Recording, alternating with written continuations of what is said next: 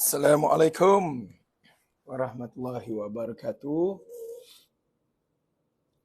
Apa khabar anda semua hari ini? Sambil kita menunggu waktu kita start kerja, kita live sekejap. Okay? How are you guys? Apa khabar? TikTok.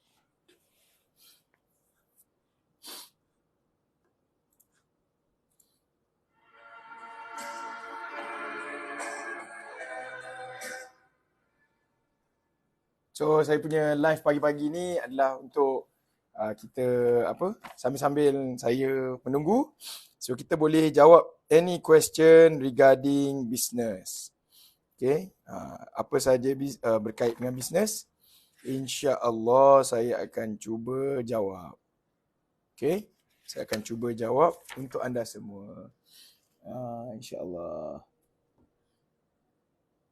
Tagline abang henyak sampai lunyai, bukan saya punya tagline tu. Bukan. Salah. Salah.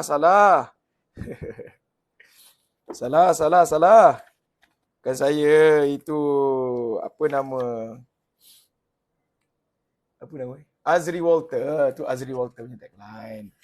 Kau saja je kan.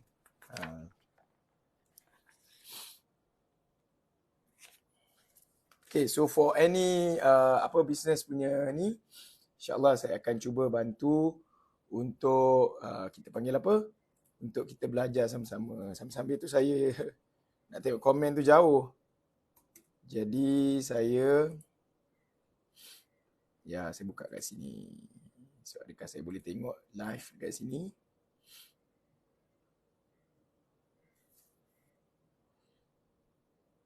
Okay. Bro, okey ke? InsyaAllah. Okey. Saya okey. InsyaAllah. Sekarang ni nampak belah ni banyak. Okey. Dia kena belah sini sikit. Baru nampak tengah-tengah. Okay, alright. So, apa yang kita nak bincangkan? Anda boleh tanya any question, insyaAllah. Cuma saya nak share sedikit tentang ada satu soalan berkait dengan nak buat pinjaman bank. Bila masa kita boleh buat pinjaman bank kalau kita berniaga? Bila kita nak buat pinjaman bank? Ni soalan yang best kan? Maksudnya ramai orang yang tanya soalan ni sebab dia nak masuk expansion, fasa expansion business, jadi dia confuse sama ada macam mana nak dapatkan duit. Jadi apa yang mereka buat adalah pergi ambil duit bank, dan bila mereka ambil duit bank, akhirnya tak boleh buat pembayaran kepada bank dan akhirnya hidup huru-hara. So kita nak elakkan benda ni jadi kepada kita punya bisnes. So apakah pertimbangan-pertimbangan yang kita perlu ambil sebelum kita consider untuk buat pinjaman bank, terutama kalau bisnes kita tu baru peringkat permulaan dan kita pula main game market mechanism, which is kerja kita hari-hari berniaga. Kita tak ada investor, kita tak ada orang yang tak ada plan untuk pergi IPO. Company kita bukan company berhad kan. Kita adalah company biasa, Sdn Berhad atau enterprise. Jadi bila kita nak consider pinjaman bank, bila mana dia ada dua kriteria yang kita perlu tengok. Risiko atau dan gain. Risiko dan juga gain. Okay, so simple macam ni. Kalau anda pernah tengok graf, saya nak tunjukkan dalam satu buku ni. Graf ni is very simple graph. Kan? Tapi tak apalah. Kalau tunjuk pun mungkin most probably anda tak nampak. So, dia risiko. Kita tengok risiko bisnes kita tu rendah ke tinggi. Risiko. Maksudnya risiko tak jadi. Okay, risiko if anything happen. Adakah tinggi atau rendah? Okay, kalau jawapan dia tinggi, tengok nombor 2 pula. Gain. Apa yang kita nak gain ni growth potential. Okay, growth potential. Tinggi ataupun rendah. So kita tengok. So kalau growth potential dia okay, alright? Okay. Dan juga risiko dia kurang, maka boleh ambil atau boleh consider, you can consider bank loan untuk your business. Tapi kalau risiko dia terlalu tinggi dan gain dia sikit, okay, gain dia pula sikit, maka jangan ambil loan bank. Boleh faham? Contoh macam ni.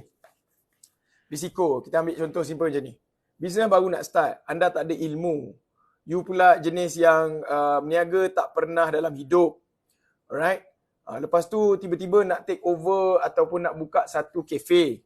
Belanja dia berapa ratus ribu. Jadi anda pun tak apalah, kita buat bank loan. That is what we call high risk. Okay? High risk. Risiko dia tinggi. Sebab apa? You tak ada ilmu, you tidak pernah buat that kind of business. Okay? Dan growth potential dia ada. Cuma most probably peringkat awal growth potential tu dia akan slow. Jadi growth potential slow, risiko tinggi, jangan ambil bank loan. Full stop.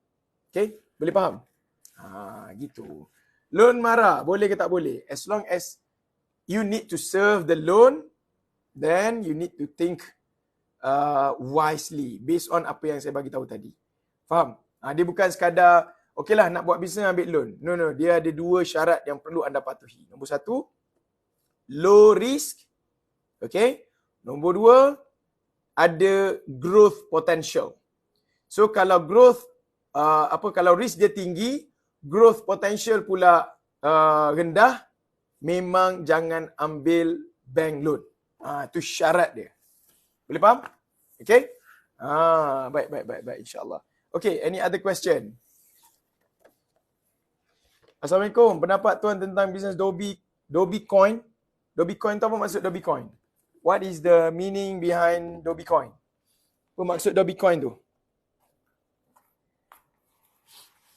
Coin, apa? Oh, Dogecoin. Faham. Dobi yang buat apa? Yang orang serve sendiri tu kan? Dobi yang kalau orang tu nak basuh, dia pergi kepada Dobi tu, betul tak? Okay. Alright, sekejap. Mana saya punya iPad Saya tak jumpa iPad saya. Sekejap. Hold on. Bismillahirrahmanirrahim. Jumpa. Kena baca bismillah baru jumpa. Okay, alright. So, apa pendapat tentang bisnes Dobi yang orang kena bayar coin tu? My point of view is very simple. As long as you have USP, people come to you. Okay? Bisnes ni, tuan-puan, kenapa banyak orang buka bisnes Dobi yang pakai duit tu? Kenapa? Sebab dia ada potensi, dia ada growth. Maksudnya, dia boleh memberikan hasil. Dia boleh bagi sales kepada orang yang buat bisnes tu. Tapi bila terlalu banyak, maka customer akan ada pilihan. Bila dia ada banyak pilihan, maka dia akan memilih based on preference dia. Dia prefer apa. So what you should do adalah, instead of you hanya fikir nak buka Dogecoin yang bayar guna shilling tu, you cari keunikan yang membuatkan Dogecoin anda ni berbeza daripada orang lain. Boleh faham? Berbeza dari orang lain. Contohnya, Dogecoin kita ni contoh je masukkan baju, you tak payah tunggu kat situ. Ada apps tu akan dimaklumkan kalau baju dah siap dan you datang lepas pada tu. Contohnya macam tu. Okay? Boleh faham? So boleh tak? Boleh. As long as you ada keunikan business you. Okay. Buat repair kereta dekat rumah, lepas tu nak ambil loan mara untuk buat bengkel. Okay tak tuan? Liquid secret. So tuan sekarang ni sedang buat repair kereta tapi dekat rumah. So nak expand business. Nak pergi lebih jauh. Maksudnya nak ambil loan. Okay, now macam saya sebut, nak ambil loan ni tengok syarat dia. Syarat sah. Kalau kita tengok kemampuan, orang akan tengok based on gaji ataupun based on revenue syarikat atau based on cash flow transaction syarikat. Tapi saya bagi tahu ni untuk mengurangkan risiko. So, risk ni maksudnya apa? Kebolehan kita untuk membayar. Katakanlah dalam soalan ni liquid secret tanya, Katakanlah you ambil loan, let's say you serve that loan sebulan berapa? RM1,000 contoh. So, you punya sales dekat kedai sekarang ni, you can like serve the loan. Katakanlah kita punya jualan sebulan RM10,000. So, serve loan RM1,000 sebulan. Okay tak? Okay. So, the risk is low. Dan you pula, contohnya risiko lebih rendah. Contoh, you dah ada pelanggan-pelanggan sedia ada. Low. Okay. Dan you pula buka based on kepakaran you. Bukannya tiba-tiba buat tanpa out of nowhere nak buka workshop. So risiko low. So apa lagi contoh risiko low yang menyebabkan kita boleh ambil loan bank? Risiko low lagi. You have knowledge. You memang ada knowledge. You ada pengalaman lama dalam bisnes tu. Low risk. Okay. You boleh buat marketing untuk dapatkan customer. Customer ni you boleh buat marketing. Maksudnya you tahu nak buat Facebook ads, you buat live follower you dekat TikTok pun ada. Then risiko itu low. So maksudnya bila risiko low dan potential growth tu tinggi, boleh buat loan bank. Faham? Business boleh buat loan bank jika ada dua syarat ni. Satu syarat, risiko dia rendah. Maksudnya risiko nak bayar, risiko any risk lah. Alright. Nombor dua adalah growth potential dia tinggi. That's it. InsyaAllah dengan izin Allah itu asbab-asbab. Yang lain tu bergantung pada rezeki Allah nak bagi pada kita. Boleh faham Boleh menjawab lah. Hopefully boleh membantu. Ada soalan lagi tulis kat bawah sebab saya sekejap lagi ada meeting. So saya buat live sekejap untuk share knowledge dengan anda. Hopefully boleh top up anda punya point untuk anda buat keputusan or any move in your business. InsyaAllah boleh bantu anda untuk grow your business insyaAllah. Saya berniaga tepi jalan je, tapi saya fikir nak buka kedai makan. Perlu ke buat pinjaman sekarang? Berniaga agak slow. Syailah. See, seperti mana yang saya bagi tahu. Berniaga slow. Risiko maksudnya risiko tinggi. Niaga kita tengah slow. So kita pun nak buat loan bank. Niaga kita slow. Kita buat loan bank. Adakah itu solution? Tidak. Itu bukan solution. Itu bukan solution. Berniaga kita slow, kita buat loan bank. Melainkan, macam saya sebut, risiko kita itu tinggi risiko. Tapi risiko kita akan jadi rendah jika saya dah buat marketing. Saya tahu buat marketing. Saya tahu nak tarik orang datang macam mana. Alright. Saya tahu nak, saya dah ada killer produk, makanan killer, signature bisnes saya ni, ini, maksudnya orang satu Malaysia cari ini, walaupun saya ada je nasi goreng apa semua, tapi saya ada satu nasi goreng Antartika yang menyebabkan orang datang, contohnya. Jadi, risiko jadi rendah. Tapi for now, kalau Syah tanya soalan bawah tu, niaga tepi jalan, fikir nak buka kedai makan, tapi sales low, itu risiko tinggi kalau kita pergi buat loan bank. Nanti kita nak serve loan, kita jadi lagi serabut. Dahlah sales low, bank duk telefon, nanti tak pasal-pasal kalau kita buat loan bank pula, pergi ambil personal loan, settle, bankruptcy. Disebabkan business. So you need to think based on strategi yang saya bagi tahu tadi. Kalau nak buat loan bank lah. Okay? Tuan Sabri, waalaikumsalam. First tips untuk betul-betul baru nak business, buat saja. Itu first tip. Jangan fikir banyak lah. First tip dia buat saja. Don't think too much kalau nak berniaga ni.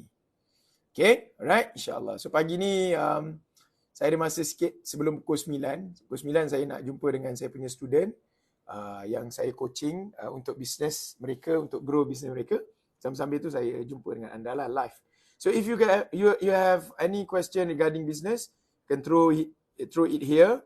Tulis je dekat bahagian komen. Saya akan bantu anda untuk bagi sedikit pencerahan insyaAllah. Topik kita pagi ni, sementara saya menunggu anda punya soalan, it can be anything in business.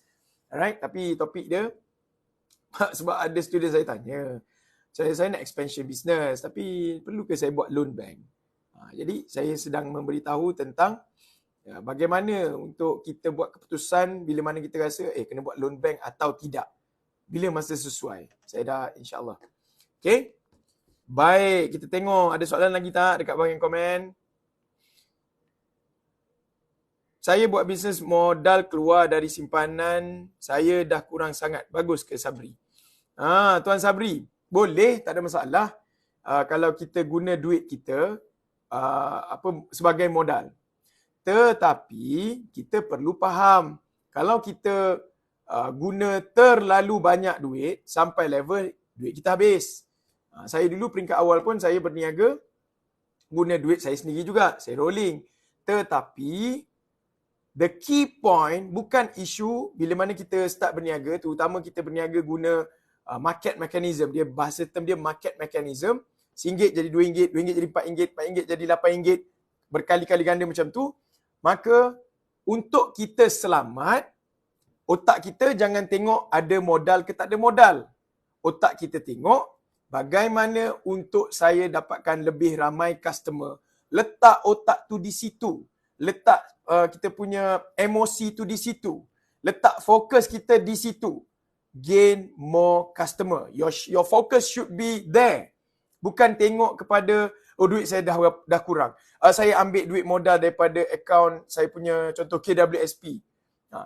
Jangan letak kat situ otak kita. Emosi kita letak, hari ni buka je mata, bismillahirrahmanirrahim. Ya Allah, aku nak dapatkan sekian pelanggan. Based on berapa target sales kita. Magic numbers lah. Kalau masuk ke kelas, saya share tentang magic number. Macam mana kita nak buat magic numbers kita supaya kita boleh dapat lebih ramai pelanggan lah. InsyaAllah. Okay. Alright. InsyaAllah. Tuan Sabri boleh fokus kepada sales. Jangan fokuslah kepada duit yang habis tu. Duit tu makin lama makin sikit tau. Makin lama makin surut. Jadi tak guna kalau kita duk tengok duit tu. Tapi letak emosi tu, hari ni mesti capai sekian-sekian numbers of client. Hari ni mesti capai sekian-sekian numbers of customer. Okay?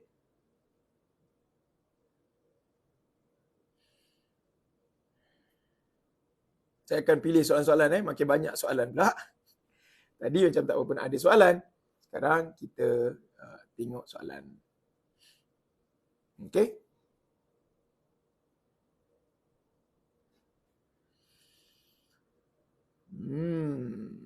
Bismillahirrahmanirrahim. Saya minat business service tapi tak ada community. Joinlah community. Jangan fikir banyak Nabil. Nabil ni baru nak start berniaga ni, soalan-soalan macam ni. Soalan founder yang dah lama berniaga dia tak tanya soalan macam ni. Tapi Nabil, kalau you tahu jawapan dia, you need to have community business and then join community business. Macam mana nak join? You can go like dekat Facebook, group dan sebagainya. Or paling mudah adalah you join any training, any seminar yang berkait dengan bisnes. Kat situ semua orang berniaga. So you can mingle around, silaturahim dengan diorang. InsyaAllah make friends dengan orang berniaga. Anda akan nampak the impact dia, insyaAllah. Tuan Fahdi, macam mana nak kaji suatu market tu besar ke tak sebab masuk market baru? Apa market yang tuan masuk tu? Bagi tahu saya market apa yang masuk tu. Mana tahu saya boleh bantu kan. But anyway, nak tahu macam mana market tu besar atau kecil, tengok kompetitor je. Kalau kompetitor ramai, maksudnya ramai orang berniaga kat situ, maksudnya market besar. Itu je. Maksudnya semua orang nak kek yang sama. Okay? Hari-hari ke tuan buat live? Taklah. Saya baru hari kedua buat live. Semalam saya buat live 10 minit. Lepas tu orang kata, boleh tak buat live hari-hari jawab soalan? Saya kata, okey lah sambil kejap lagi saya ada sesi coaching consulting pukul 9. So like another 10 minutes. So saya buatlah dalam 10 minit, 5-10 minit untuk jawab soalan-soalan anda insyaAllah. Okay? Macam mana nak naikkan sale bisnes perabot lepas raya slow sikit Hafiz? Inilah dia cerita dia. Kalau bisnes kita berkait dengan season punya seasonal punya cerita, maka bisnes macam perabot apa semua tu akan slow down selepas raya. So how can you like boost back? Pertama sekali, kalau kita berniaga perabot ni dah lama, maka kita sudah pun sepatutnya tahu ini akan berlaku kepada bisnes kita. Kalau kita dah lama berniaga perabot lah. Jadi sepatutnya waktu raya hari tu kita hentak kau-kau punya supaya sales waktu raya akan cover 2-3 bulan selepas raya. Boleh faham? So opportunity tu you cannot miss that opportunity. Kalau kita dah buat planning awal. Sebab tu kalau masuk kelas kena belajar strategic planning, kena masuk untuk buat magic numbers. Barulah kita boleh plan ahead. Ni bukan habis je raya, alamak, say slow lah lepas raya. Kalau you can plan, you boleh plan supaya 2-3 bulan lepas raya you tahu slow, then you can like focus waktu raya tu supaya the sales double, triple, quadruple. So in your case now, you dah terlambat. Untuk tahun depan, make sure jangan buat lagi. Okay? So this year, apa yang you perlu buat adalah you need to create one campaign, satu campaign yang dia panggil apa, yang akan trigger orang untuk membeli. Saya ambil contoh. Very simple. Kadang-kadang orang beli bukan hari raya saja. Macam contoh, minggu lepas Father's Day. So kenapa tak kita kena buat kempen-kempen berkait dengan isu semasa. Father's Day, buat kempen Father's Day. Maka orang yang nak beli untuk ayah dia, hari tu mungkin raya dia tak terfikir untuk ayah dia. Tapi now is Father's Day. It is a different story. Okay? Father's Day boleh. Kalau kita duduk kat kampung, kita boleh buat marketing kat online, target anak-anak yang dekat luar daripada negeri, beli kepada ayah, kita hantarkan untuk ayah, untuk mak. Settle. Okay? Ataupun ni dah nak masuk raya korban. Kita boleh buat kempen raya haji, raya korban. Right? So, apa lagi event-event yang seterusnya yang ada, so you ride on that wave. Okay? Barulah kita boleh senang nak jual. Itu salah satu cara lah. Banyak lagi kaedah. Kalau masuk belajar dia lagi banyak lah. Tapi short dalam video ni, live ni saya boleh bagi tahu that idea. Okay? Alright? Tuan, boleh bagi nasihat untuk ejen takaful tengah down. Ejen takaful ni memang ramai down pun. Bukan ejen takaful pun. Bukan ejen takaful saja. Setiap orang yang berniaga memang akan ada masa-masa dia down. Okey, pegang satu hadis Nabi SAW. Nabi kata, manusia dengan syaitan ini seperti kambing dengan serigala. Kalau kambing duduk seorang diri di lereng bukit, maka serigala akan makan kambing. Sama juga manusia. Kalau manusia duduk seorang diri, maka syaitan akan datang makan kita punya roh, soul dan sebagainya, menyebabkan kita lagi down. So my advice for those yang berniaga, elakkan duduk seorang diri. Walaupun anda dalam keadaan tertekan, duduk dekat luar. Ini pesan Nabi SAW. Nabi suruh kita duduk di dalam hadis yang sama, Nabi kata, duduklah di dalam jemaah dan duduklah di masjid. Maksudnya kita kena duduk dengan orang-orang yang baik, yang bagus. Jemaah ni mana ada orang kata pergi disko berjemaah? Tak ada. So jemaah-jemaah ni adalah orang yang baik-baik. So duduklah. Nabi kata dalam hadis yang sama, duduklah di dalam jemaah dan duduklah di masjid. Masjid tu maksudnya apa? Tempat-tempat yang baik, yang bagus. Boleh faham? So siapa yang down dalam bisnes, ikut apa Nabi cakap. Anda boleh baca je buku apa-apa pun, tapi kita kena ingat the ultimate book that we need to read is Quran, dan the ultimate advice that we need to like follow is daripada Nabi SAW. InsyaAllah.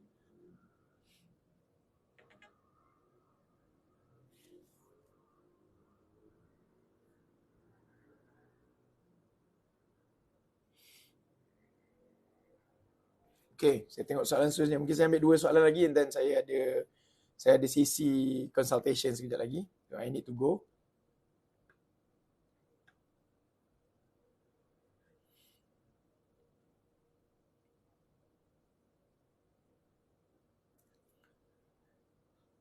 Macam mana nak mantapkan marketing? Buat konsisten. Marketing ni buat konsisten. Jangan berhenti buat marketing. Itu adalah antara tips marketing. Kalau kita tengok KFC, McDonald dah besar dah, tak payah buat marketing pun, tapi dia orang masih buat marketing kan. So key dia adalah consistency. Itu satulah. Strategi lain tu banyak, buat video, macam-macam lah nasihat orang niaga ni. Buat video TikTok, tapi kita buat satu video lepas tu kita berhenti. Malah tak ada orang tengok pun, dah habis. Kau ingat kau buat satu tu orang tengok. Kau ingat kau buat live sekali tu reach dia tinggi.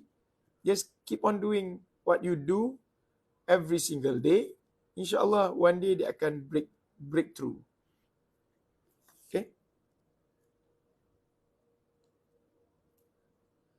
Macam mana nak naikkan sales business service versi barbershop? Nak minta pendapat tuan. Barbershop ni kedai. Right? Dia kedai. So kalau bisnes kedai ni, kalau online, of course you need to do marketing online. Tapi kalau kedai, ada nasihat yang berbeza sikit lah. Kalau kedai, nombor satu, dia mesti visible. Dia mesti orang nampak, nombor satu. Nombor dua, dekat kedai yang kita nak buka tu, mesti parking dia mudah orang park. Kalau parking susah, memang orang tak pergi, brother. So you need to like have a very good location, supaya orang nak potong rambut, dia mudah parking. Okay? Alright? Nombor satu tadi visible tu orang kena nampak lah. Sama ada visible dekat offline, orang lalu depan kedai kita dia nampak, dan juga signboard you and everything, and then online present you ada. Nombor tiga adalah make sure you ada dia panggil apa, service. Where we do business service, dia mesti bagi servis yang bagus dan baik. Saya ambil contoh. Sekarang ni zaman orang semua nak cepat. So barber shop, tapi barber shop tu you boleh ada USP barber shop cepat. Okay, contohnya. So bila orang pergi, dia tak payah duduk pun. Dia masuk je terus ada kursi untuk dia pergi gunting rambut. Contohnya. So you need to have lots of chairs. You kena ada barber yang ramai ataupun lebih daripada seorang, 2 orang, 3 orang untuk entertain your customer. Atau masa menunggu is very short. Duduk sekejap, 2-3 minit dah panggil. And then the situation tempat tu mesti kondusif, mesti baik, mesti bagus, mesti sejuk. Dan orang ni we need to understand. Kalau kita buat tempat tu lebih cantik, lebih bagus, maka we can charge more kepada our client. Sebab orang based on the suasana tu menyebabkan dia nak. Boleh faham? So you need to understand, ini business service. So kalau you sendiri pun tengok, tanya diri sendiri, kalau aku datang kedai ni, kalau aku nak gunting rambut, kenapa aku nak datang kedai ni? Contoh. So kalau jawapan dia, aku nak datang tak? Nak? Datang bagus. Kalau tengok kedai macam ni, aku nak datang. Letakkan diri kita di tempat customer. Kalau jawapan dia tak datang, then you need to think something. Right? Untuk kita untuk kita grow, buat perubahan. Especially you need to like pergi belajar lah. Okay? Banyak lagi tips yang untuk kedai ni. Tapi 3 yang saya bagi tahu tu, hopefully boleh bantu insya-Allah. Dan nombor 4 lah, tambah sikit. Especially you kena buat marketing online, you kena ada Google My Business, you kena letak kat situ barber shop, supaya kalau orang dekat area tu search untuk barber shop, dia akan jumpa you punya shop. Okay? Dah 5 tahun jadi home baker, okey ke tuan untuk saya expand business dan buka kedai? Of course lah, okey. Takkanlah 5 tahun ke depan kita nak buat benda yang sama. Tak bosan ke? Progress equals to happiness. You need to have progress in your business. You need to have progress in your life. So, if you ask me, kalau anda tanya saya bagus ke tak bagus, jawapan dia bagus lah. Make a progress. Okay? Make a progress. Buka lah kedai, apa masalah dia? Ujungnya kita nak berniaga juga kan? Okay, alright. So, saya ada 2 minit lagi before saya mulakan saya punya sesi consultation. So, hopefully sesi ni bagus untuk anda. Hopefully saya boleh bantu few of you untuk dapat jawapan kepada soalan yang mungkin bermain di fikiran anda. So, till next time insyaAllah. Kalau ada masa ke, ada ketika ke, tengoklah saya buat live lagi untuk... Tapi ready lah. Kalau saya buat live pun saya nak jawab soalan lah. Kalau ada soalan, just komen dekat bawah. Nanti saya akan cuba jawab soalan. Alright. Thank you so much guys. Kita jumpa next time. Assalamualaikum. Pagi.